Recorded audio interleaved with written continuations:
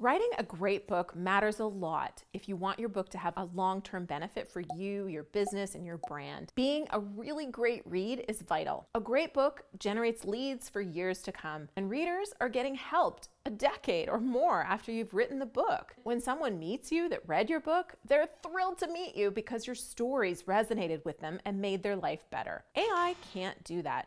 Only you can. But it's not easy. So if you want to know how to write a book that AI can't, well, this video is for you.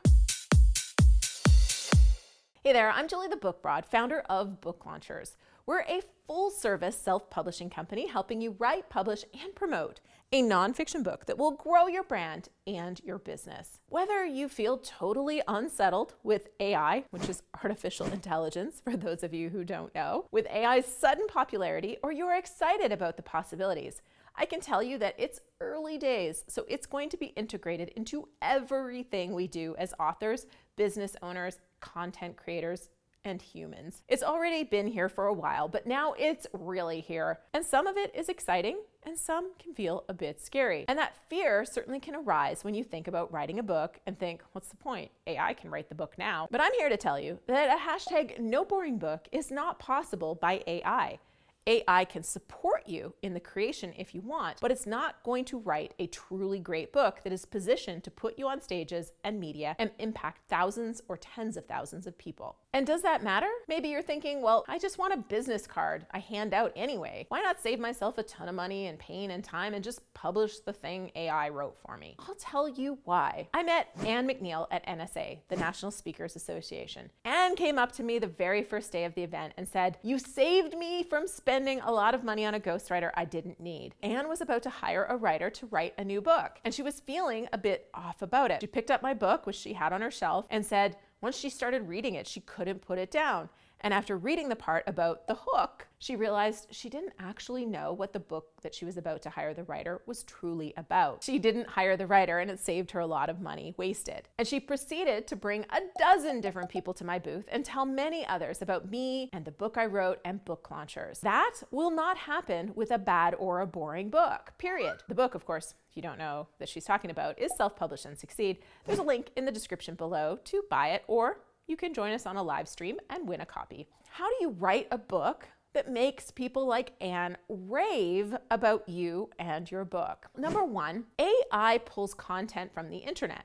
There is nothing new or uncomfortable about what AI puts down on a page. Do the opposite. Write stories and opinions that make you a little nervous to share, because then you know it's not being said all the time. This is what I talk about when I say, what is something that most people believe that your opinion runs counter to it? AI doesn't have an opinion, and it's saying what has been said before. If you can do the opposite, well, you're far more interesting than anything AI can write, and most of the nonfiction books that have already been written. This is what I did with my first book, More Than Cash Flow. I countered the belief that buying property was passive income and that buying more properties was better. That wasn't the popular opinion, and it was scary saying it, but it resonated with a lot of people, which is why the book did so well. Tip 2, share your personal story that's lent you to believe what you believe. This is the why you do what you do. Why I started Book Launchers was because I was rejected by traditional publishing. I self-published my first book, took it to #1 overall on Amazon, got it into bookstores all across Canada,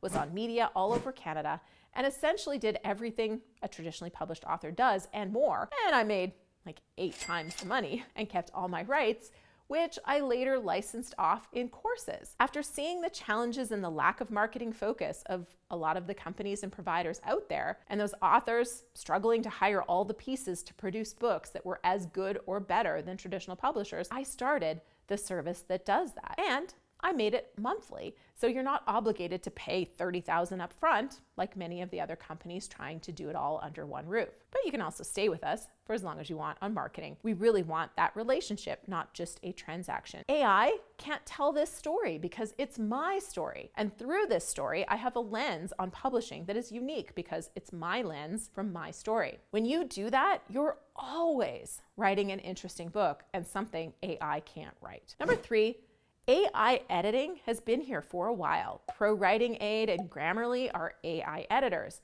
And guess what? They aren't going to make your book great. They're useful tools for improvements in your writing, but the choices they make for words can also wash out your voice. There's value in using them to make your book better, but to make it truly great, you need to work with great editors and allow yourself to be challenged and questioned. My book on book marketing came back from the content editor, and I didn't feel like I was criticized enough to make it great.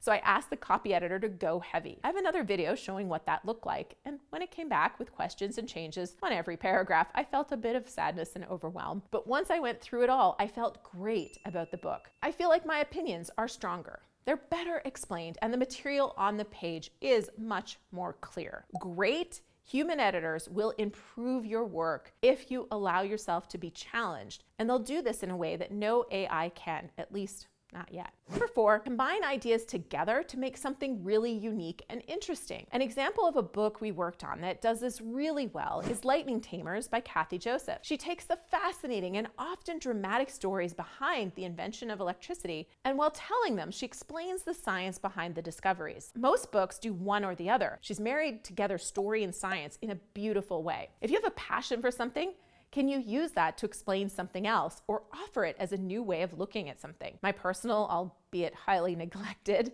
pastime of playing poker is something I've used as analogies or stories to showcase different ways of making business decisions in the past. My experience of being at the mercy of the government bureaucracy as an immigrant to the US has been something I've used to explain why it's not a great idea to give Amazon all the control over your author life. Any one entity holding all the power can completely turn your life upside down, as has happened to me with immigration and has happened to many authors that have been dependent on Amazon. What is something you can have a passion for, and how can you use it to explain something else or tell stories for something else? This is something that will be interesting, memorable, and unique because you've brought two interesting things together. 5, was there a person, a concept, or approach that was really popular sometime in the past, but it got forgotten or fell out of favor for some reason? There might be an opportunity to bring it back and use it as a lens on the current world. Ryan Holiday has done this with Stoicism. But there are famous people from the past that maybe have lessons or stories that can be shared today